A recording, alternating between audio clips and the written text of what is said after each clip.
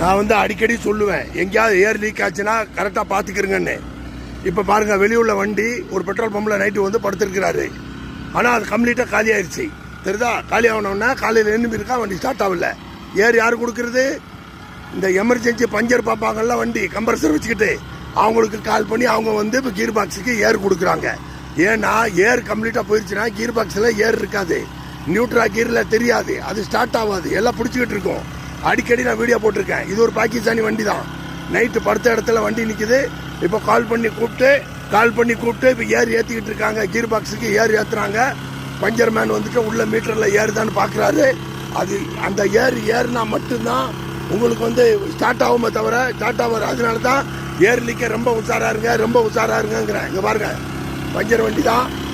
கீர் பாக்ஸுக்கு ஏர் போயிட்டு இருக்கு. ஏர் டாங்கில் மாட்டியிருக்காங்க. ஓசை மாட்டி ஓட்டிக்கிட்டு இருக்கு. ரொம்ப நன்றி, ரொம்ப கவனமாக இருங்க.